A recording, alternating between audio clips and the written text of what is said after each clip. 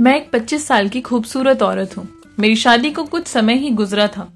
शादी की रात से ही मैं रोज देखती थी कि मेरी सास मेरे दादा ससुर के पैर दबाती थी और पैर दबाकर जब उनके कमरे से बाहर आती तो बेहोश हो जाती थी। मैंने बहुत बार अपनी सास से पूछा पर उन्होंने इस बात का कभी कोई जवाब नहीं दिया। एक दिन दादाजी मुझे कहने लगे कि सास को अंदर भेजो। उस रात मैंने अपना मुंह ढका और अपनी सास की जगह अपने दादाजी के कमरे में चली गई। अभी मैं कमरे में गई ही थी कि दादाजी ने मेरी सास समझकर मेरे साथ जो किया उससे मैं अंदर तक हिल गई थी, क्योंकि मैं ये सब कुछ काफी समय से देखती आ रही थी। लेकिन आज मेरी बर्दाश्त की सीमा खत्म हो गई थी। मुझे हमेशा से ही यही लगता था कि भगवान जाने मेरे दादा ससुर किस तरीके के इंसान हैं। दिखने में तो वो बहुत सीधे साधे हैं, लेकिन उनके अंदर हैवान छुपा हुआ है। मेरी सास जब कुछ घंटे मेरे दादा ससुर के कमरे में गुजार कर बाहर आती तो उनका चेहरा बिल्कुल फीका सा लगता था। उनकी आंखें रो रो कर सूज गई थी। मैं बाहर आंगन में ही चक्कर काटते हुए अपनी सास का इंतजार कर रही थी। लेकिन उस रात मैंने अपनी सास को जिस हालत में देखा था मुझे बहुत बुरा लगा था। मैं उनकी तरफ बढ़ रही थी कि वो बेहोश होकर जमीन पर जा गिरी। मेरी तो जान जैसे मेरे मुंह में आ गई थी। मैं बहुत जोर जोर से चिल्लाने लगी। मेरी आवाज सुनते ही मेरे दादा ससुर भी कमरे के बाहर आ गए।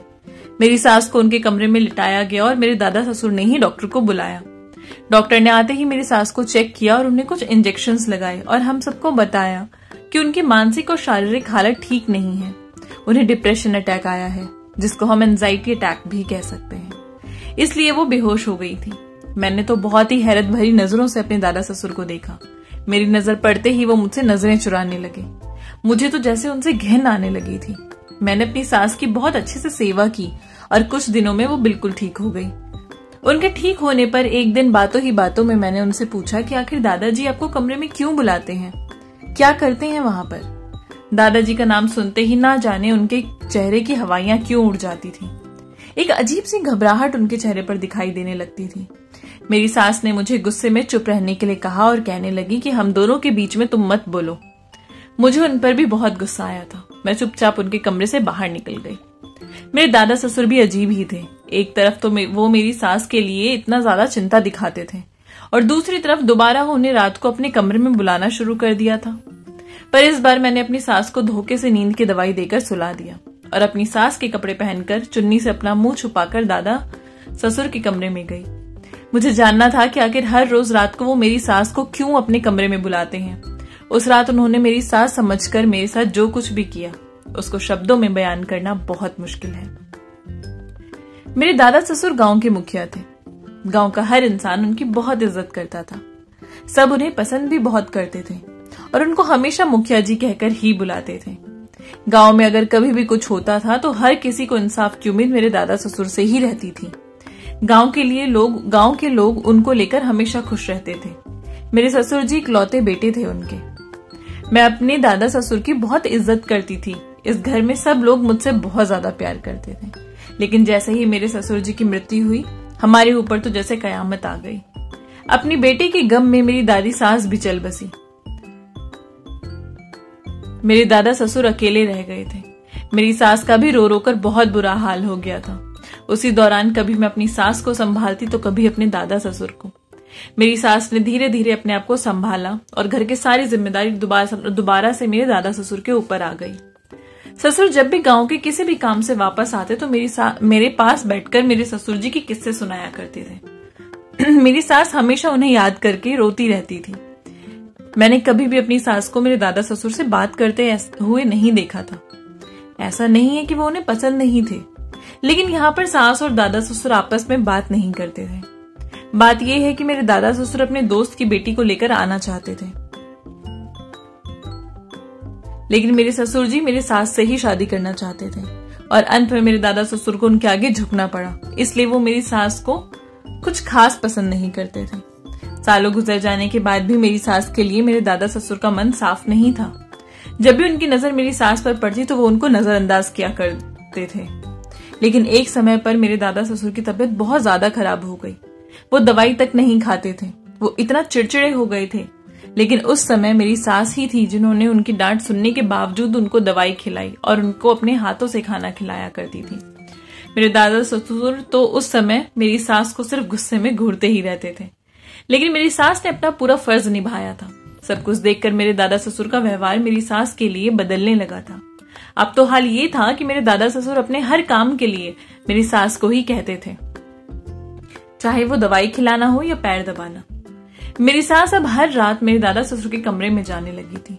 कुछ घंटे रुककर वो वापस अपने कमरे में आ जाती थी, लेकिन ना जाने क्यों वो जब भी दादा ससुर के कमरे से आती थी तो उनके चेहरे पर एक अजीब सा ही हाव भाव होता था, जैसे किसी गहरी सोच में हो वो। जब मैं उनसे पूछती थी कि क्या बात है, तो वो मुझे हमेशा कहती थी कि कुछ नहीं। ज्यादातर समय उनकी आंखें नम रहती थी। उनके इस तरीके का व्यवहार मेरे मन में उनके और दादा ससुर के लिए कुछ अलग सा ही बीज बो रहा था। आखिर वो उनके कमरे में ऐसा क्या करते थे या क्या कहते थे जिससे वो बाहर आकर बहुत ही गुमसुम सी रहने लग जाती थी। जब से मेरे ससुर जी की मौत हुई थी तब से शायद ही मैंने अपनी सास को कभी भी हंसते हुए देखा होगा। वो हमेशा उदास और दुखी रहती थी। मेरे दादा ससुर मुझे तो हमेशा सिर्फ दवाइयों के बारे में ही बात करते थे, लेकिन जैसे जैसे दिन गुजरते गए मेरे दादा ससुर अपने एक एक काम के लिए मेरी सास के ऊपर ही निर्भर हो गए। जबकि घर में नौकर थे, लेकिन तब भी वो अपने सारे काम मेरी सास से ही करवाते थे। कुछ दिनों से कुछ अजीब सा होने लगा था। हर रोज रात को मेरे दादा ससुर मेरी सास को कहते थे कि दूध लेकर उनके कमरे में जाने के लिए, और मेरी सास जाती थी तो कुछ नहीं तो कम से कम 2 से 3 घंटों के बाद ही बाहर आती थी। ये सब कुछ बहुत अजीब था। मेरे पति तो विदेश में रहते थे और जब से मेरे ससुर हम सबको छोड़कर गए थे तब से मेरी सास मेरे साथ मेरे कमरे में ही सोती थी। मेरे दादा ससुर मेरी सास को बहुत अहमियत देने लगे थे, पर पता नहीं मेरी सास हमेशा क्यों डरी सहमी सी रहती थी। जो दादा ससुर मेरी सास को पसंद तक नहीं किया करते थे, आज उन्होंने अचानक उन्हें गांव की औरतों का मुखिया बना दिया था, जो औरतों की परेशानियों को सुनकर उनके साथ न्याय करने वाली थी। मुझे तो लगा था कि मेरी सास इस बात को सुनकर बहुत खुश होंगी, पर मेरे दादा ससुर के इस प्रस्ताव को मेरी सास ने अस्वीकार कर दिया था। पता नहीं वो क्या सोचती रहती थी। मैं तो अपने दादा ससुर के इस फैसले से बहुत खुश थी कि चलो मेरी सास को उनका हक तो मिला। समय यूं ही गुजरता जा रहा था। मेरे दादा ससुर अभी मेरी सास को रात को कमरे में बुलाया करते थे। एक रात मैं सो रही थी कि अचानक मुझे किसी की सिसकियों से मेरी नींद खुली। जब आंख खोलकर देखा तो मेरी सास रो रही थी। मुझे उनके रोने पर बहुत हैरानी हुई थी, क्योंकि अब तक तो सब कुछ ठीक ही था। मेरे दादा ससुर भी उनको इज्जत देने लगे थे। घर में उनका मान सम्मान भी बढ़ गया था और घर में किसी चीज की कमी तो कभी थी ही नहीं। पर हाँ, ये जरूर है कि मैं अपने दादा ससुर के दोगले व्यवहार को लेकर बहुत परेशान थी। मैंने अपनी सास से उनके रोने की वजह पूछी तो उन्होंने आज भी मुझे यही कहा कि कोई बात नहीं है, तुम सो जाओ। अगले दिन मेरे दादा ससुर के दोस्त के बेटे हमारे घर आए थे। वो विदेश में रहते थे। उन्होंने मेरे ससुर के बारे में सुना तो इसलिए वो मिलने आए। मेरी सास की शादी बहुत कम उम्र में हो गई थी, जिसकी वजह से मेरी सास की उम्र बहुत ज्यादा नहीं लगती थी जब वो विधवा हो गई। मेरे दादा ससुर के दोस्त के बेटे ने मुझे इन दिनों बहुत प्यार दिया। वो अपनी बेटी ही मुझे मानते थे, पर एक बात जो मैंने महसूस की थी वो ये थी कि वो बार बार मेरी सास को देखते रहते थे और मेरी सास उनसे नजरें चुराती रहती थी। लेकिन जब से मेरे दादाजी के दोस्त के बेटे घर पर आए थे वो बहुत खुश थे।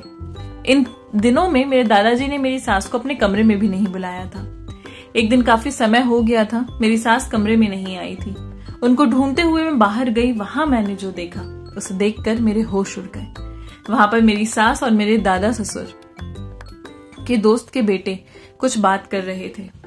मेरी सास उन्हें कह रही थी कि तुमने अब तक शादी क्यों नहीं की। इस पर उन्होंने कहा कि मुझे तुमसे सच्चा प्यार किया था और हमेशा करूंगा। वो तो तुम्हारे पति की तुम्हारे लिए इस कदर दीवानगी को देखकर मैं पीछे हो गया था। मैं कभी भी तुम दोनों के बीच में आना ही नहीं चाहता था और ना ही मैंने कभी कोशिश की। मैं तुम्हें हमेशा खुश देखना चाहता था। इसलिए जब तुम दोनों की शादी तय हो गई तो मैं हमेशा के लिए विदेश चला गया, क्योंकि मैं तुम दोनों को खुश देखना तो चाहता था, लेकिन तुम दोनों की शादी होते हुए नहीं देख सकता था। जब मुझे उसकी मौत के बारे में पता चला तो मुझे बहुत दुख हुआ। आखिर था तो वो मेरा दोस्त जैसा ही। मैं जानता हूं कि मैं काफी समय बाद आया, लेकिन मेरी भी तबीयत वहां खराब थी। हमेशा रह रहकर तुम्हारे दर्द का ख्याल आता था कि तुम कैसे रह रही होगी उसके बिना। मैं यहाँ सिर्फ और सिर्फ तुम्हारे लिए आया हूँ। मैं आज भी तुमसे उतना ही प्यार करता हूँ जितना पहले किया करता था। अगर तुम हाँ कहो तो मैं एक बार अंकल से बात करता हूँ। मेरी सास कहने लगी कि भगवान के लिए तुम ये सब कभी मत करना। वैसे ही उन्होंने मुझ पे पूरी जिंदगी शक किया है कि क्योंकि मैं शहर से आई हूं तो मैं गांव में बस ही नहीं पाऊंगी, लेकिन वो तो मैं अपने पति के सहारे पूरी जिंदगी मैंने गांव में गुजार दी और अपनी हर एक जिम्मेदारी निभाई। मेरे ससुर का नाम सुरेश था। मेरी सास कहने लगी कि अब वो दौर नहीं है, अब तो मेरे बेटे की भी शादी हो चुकी है। मैं अब हमेशा सुरेश की विधवा होकर ही गुजारना चाहती हूँ। तुम यहाँ से वापस चले जाओ और कभी दोबारा वापस मत आना। वो वहां से रोते हुए चले गए। मैं ये सब कुछ वहीं खड़ी चुपचाप देख रही थी। मुझे ये तो समझ आया था कि इन तीनों के बीच उनकी जवानी में कुछ तो था। वो अंकल भी उनसे बहुत प्यार करते थे, जैसे मेरे ससुर किया करते थे, लेकिन पूरी कहानी क्या थी ये मुझे नहीं पता। खैर, वो भी वहां से चली गई। मेरी सास मेरे दादा ससुर के कमरे में थी। आज मेरे सर में सुबह से ही बहुत तेज दर्द था, तो मैंने सोचा कि उनसे दवाई ले लेती हूँ। जैसे ही मैंने अपने दादा ससुर का कमरा खोला, सामने जो मैंने देखा उसे देखकर मेरे होश उड़ गए। मेरे दादा ससुर मेरी सास को कह रहे थे कि मैंने तुम्हें जो कुछ भी कहा है वो तुम्हें करना ही पड़ेगा। अगर तुमने नहीं किया तो मैं तुम्हें घर से बाहर निकाल दूंगा। मेरी सास रोते हुए उनके आगे हाथ जोड़ रही थी और कह रही थी कि भगवान के लिए आप ये सब मत करिए। मैं आपकी बेटे की विधवा हूँ, मुझे ये सब नहीं होगा। मैं इतना ही सुना था कि मैं उल्टे पांव कमरे के बाहर आ गई। आज मेरे दादाजी मेरी नजरों में बिल्कुल गिर चुके थे। उनका दोगला व्यवहार तो मुझे हमेशा से ही दिखता था, लेकिन आज मुझे ना जाने क्यों उस पर यकीन सा होने लगा था। उन दोनों ने मुझे नहीं देखा था। बाहर बैठकर मैं अपनी सास का इंतजार करने लगी। जब वो बाहर आई तो अपने आंसू पोंछते हुए आई थी। मैंने उनसे उनके रोने की वजह पूछी तो उन्होंने कहा कि कुछ नहीं बेटा, बस तुम इतना समझ लो कि मेरी तो किस्मत ही ऐसी है। कहकर वो अपने कमरे में चली गई। मैं ये सब कुछ बैठे बैठे सोच ही रही थी कि मेरे शक को यकीन में मेरे घर की नौकरानी ने बदल दिया। वो कहने लगी कि दादाजी जैसे दिखते हैं वैसे बिल्कुल नहीं है। हमेशा से ही उनका मिजाज बहुत रंगीन रहा है। उनकी जवानी में तो उनके रिश्ते काफी सारी औरतों से हुआ करते थे और बाहर गांव के लोगों के बीच वो शरीफ बनकर घूमते रहे। भगवान ही बचाए इस तरीके के लोगों से। मैंने उससे पूछा कि तुम ये सब कैसे जानती हो और तुम ये सब क्यों बोल रही हो? तो वो कहने लगे कि दीदी मुझसे पहले मेरी माँ यहाँ काम करती थी। जब मैं यहाँ काम करने आई तो उन्होंने मुझे भी समझाया था कि मैं दादाजी से दूर रहूं। उन्होंने ही दादाजी की सारी कहानियां मुझे सुनाई हैं, इसलिए मैं दादाजी के सामने कम ही आती हूँ। ये सारी बातें सुनकर मुझे उनसे घिन महसूस होने लगी थी। फिर एक दिन मेरी सास ने भी मुझे दबे लफ्जों में कहा कि दादाजी से थोड़ा दूर ही रहा करो। उनकी इस बात का मतलब मैं बखूबी समझ गई थी। दिन यूं ही गुजर रहे थे। कहते हैं ना कि जब आप किसी के बारे में अच्छा सोचते हो तो आपको अच्छा दिखता है और जब बुरा सोचते हो तो बुरा दिखता है। दादाजी के बारे में मेरे मन में ऐसे ऐसे ख्याल अब आने लगे थे कि उनकी हर हरकत पर मुझे उन पर सिर्फ शक ही होता था। एक ऐसा ही दिन था जब दादाजी बाहर बगीचे में किसी से बात कर रहे थे। वो कह रहे थे कि जब किसी की शादी होगी मैं तब आऊंगा, नाच गाने का इंतजाम भी कर लेना। तुम तो जानते ही हो, उम्र मेरी बेशक हो गई है पर दिल तो अभी भी जवान है। इस तरीके की घटिया बातें उनके मुंह से सुनकर मेरी नफरत उनके लिए बढ़ती ही जा रही थी। एक दिन दादाजी मेरे कमरे में आए और मुझे कहने लगे कि तुम इतनी पढ़ी लिखी हो, क्यों घर के कमरे में अपनी सास के साथ हमेशा बंद रहती हो? मैं चाहता हूँ कि मेरी गद्दी तुम संभालो। मैं तुम्हें घर का चूल्हा चौका करते हुए नहीं देखना चाहता। तुम्हारा पति भी तो बाहर रहता है। जब वहां से आएगा तुम्हें ये सब कुछ करते हुए देखकर उसे कितना बुरा लगेगा कि इतनी पढ़ी लिखी होने के बावजूद तुम किचन में घुसी रहती हो। कल मेरे ड्राइवर के साथ जाकर कॉलेज में अपना एडमिशन कराना और आगे की पढ़ाई को पूरा करो। और अब से अपना कमरा भी अलग करो। मैं तुम्हारा कमरा सेट कर देता हूँ। हमारे घर में कितने कमरे हैं, तुम क्यों उसके साथ ही एक कमरे में रहना चाहती हो? मैं दादाजी की बातें चुपचाप सुन रही थी। मैं अपने मन में सोच रही थी कि हाँ, मैं अपनी तरफ से अलग हो जाऊं ताकि आपको खुली छूट मिल जाए अपनी गंदी हरकतों को करने के लिए। खैर, मैं खुलकर तो ये नहीं बोल सकती थी, तो मैं बहुत ही दबे लफ्जों में उनसे कहा कि दादाजी, मुझे अकेले कमरे में डर लगता है, इसलिए मैं मम्मी के साथ ही सोना चाहती हूँ। मैं अकेले नहीं सो सकती। लेकिन उन्होंने मेरी एक ना सुनी और नौकर को कहकर मेरा कमरा बदलवा दिया। सास भी मेरे अलग सोने पर बहुत परेशान थी, पर वो भी कुछ नहीं कह सकती थी। मैंने तो सोच लिया था कि जब सब सो जाएंगे तो मैं अपनी सास के पास जाकर ही सोऊंगी। सबके सोने के बाद अपनी सास के कमरे में जैसे ही मैं जाने लगी तो मैं हैरान रह गई। मेरी सास का कमरा अंदर से बंद था। मैंने धीरे धीरे अपनी सास को आवाज भी लगाई थी पर उन्होंने दरवाजा नहीं खोला। मुझे सब कुछ बहुत अजीब लग रहा था, क्योंकि आज से पहले मैंने अपनी सास को कभी भी दरवाजा बंद करके सोते हुए नहीं देखा था। खैर, मैं वापस अपने कमरे में चली गई। सुबह उठकर जैसे ही नीचे आई, मैंने अपने दादा ससुर को मेरी सास के कमरे से बाहर निकलते हुए देखा। वहां से निकलकर वो सीधा अपने कमरे में चले गए। तो क्या इसका मतलब वो पूरी रात मेरी सास के साथ उनके कमरे में थे? उन्होंने इसलिए मुझे अलग किया था? उनसे मेरे सामने तो जैसे पूरा घर घूमने लगा था, सर चकरा गया था मेरा। कुछ समझ ही नहीं आ रहा था कि ये सब हो क्या रहा है। अब मैंने सोच लिया था कि मुझे ये सब कुछ जानना ही है कि आखिर ये सब क्या हो रहा है इस घर में। मैं अपनी सास के पास एक दूध का ग्लास लेकर गई। उस ग्लास में मैंने नींद की दवाई पहले ही डाल दी थी। सास के पास बैठकर मैं काफी देर तक उनसे बातें करती रही। मैंने उन्हें कहा कि मम्मी, मैं आपको कभी भी किसी परेशानी में नहीं आने दूंगी, ये मेरा वादा है आपसे। अब अपने आप को देखिए, आप कितनी कमजोर हो गई हैं, अपने खाने पीने का बिल्कुल भी ध्यान नहीं रखती। ये सब बोलते हुए मैंने उन्हें दूध का ग्लास भी दिया और वो पीते ही सो गई। मेरी सास की अलमारी से मैं उनके कपड़े निकालकर मैंने पहना और दादाजी के कमरे में जाने के लिए तैयार हो गई। अपना मुंह भी मैंने दुपट्टे से ढक लिया था। मेरे दादा ससुर के कमरे में जब मैं गई तो वहां पर एक बहुत ही मध्यम सी लाइट जल रही थी। मुझे उम्मीद थी कि वो मुझे इस लाइट में तो नहीं पहचान पाएंगे। जैसे ही मैं उनके पास दूध का ग्लास दिया, फिर दादा ससुर मुझे कहने लगे कि देखो, मैंने तुम्हें बहुत समझा लिया, अब तुम्हें मेरी बात माननी ही होगी। यहां आओ, मेरे पास बैठो। मेरे तो जैसे हाथ पैर ही फूलने लगे थे। जैसे ही मैं डरी सहमी सी उनके पास जाकर बैठी, उसके आगे उन्होंने जो कुछ कहा वो सुनकर मेरे होश उड़ गए।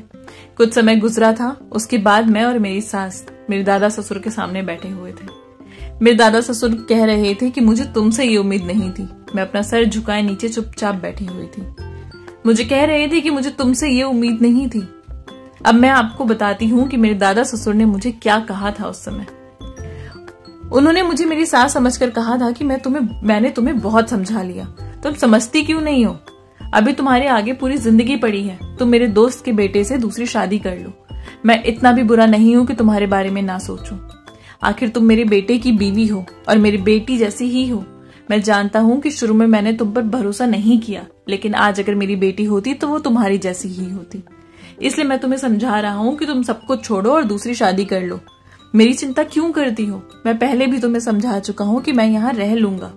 आगे मेरे दादा ससुर ने कहा कि मैं जानता हूं कि तुम पहले भी मुझे बहुत बार कह चुकी हो कि तुम दूसरे देश नहीं जाना चाहती, लेकिन बेटा, तुम मुझसे शादी करके दूसरे देश चली जाओगी और वहां अच्छे से अपनी जिंदगी गुजारोगी तो मुझे बहुत खुशी होगी। मैंने तो अपनी जिंदगी जी ली है, अब तुम्हारी बारी है।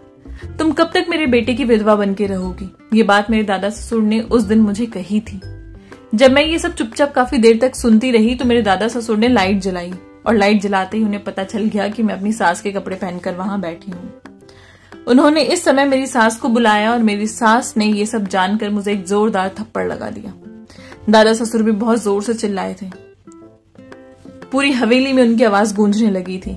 मैंने अपने दादा ससुर और अपनी सास दोनों से ही माफी मांगी और कहा कि मुझे माफ कर दीजिए, मैं आप लोगों के बारे में बहुत गलत सोचा, मुझे ये सब कुछ नहीं सोचना चाहिए था। कुछ समय बाद मैं अपनी सास को बहुत सादा समझाया कि वो उन अंकल से शादी कर लें। वो मान गई और शादी करने के बाद वो दूसरे देश उनके साथ चली गई। कुछ समय बाद मेरे दादा ससुर ने मेरे पति को भी कहा कि वो मुझे यहाँ से आकर ले जाएं। मेरे दादा ससुर जल्द से जल्द अपनी जिम्मेदारियों से मुक्त हो जाना चाहते थे और मैं भी अपने पति के साथ विदेश चली गई। हमने दादा ससुर को हमारे साथ चलने के लिए कहा था, पर वो अपने आखिरी समय में गांव में ही रहना चाहते थे। उनकी बात को मानते हुए हमने गांव में ही कुछ नौकर उनके पास रख दिए जो उनका हमेशा ध्यान रखते थे और हमें उनके बारे में और उनकी तबीयत के बारे में हमेशा बताते रहते थे। मेरे दादा ससुर बहुत अच्छे इंसान थे। मैंने ही उनके बारे में गलत सोचा था। कई बार हमें जो दिखता है वैसा वो होता नहीं है, इसलिए आंखों देखा हमेशा सच हो ये जरूरी नहीं। पूरी सच्चाई जाने बिना कभी भी किसी बात पर अपनी प्रतिक्रिया नहीं देनी चाहिए। ये तो मैंने आज सीख लिया था। ये हम मनुष्य का व्यवहार ही तो है। अगर हम किसी के बारे में बुरा सोचेंगे तो हमें उसमें सिर्फ और सिर्फ बुराइयां ही दिखती हैं, और अगर किसी के बारे में अच्छा सोचेंगे तो सिर्फ अच्छाइयां।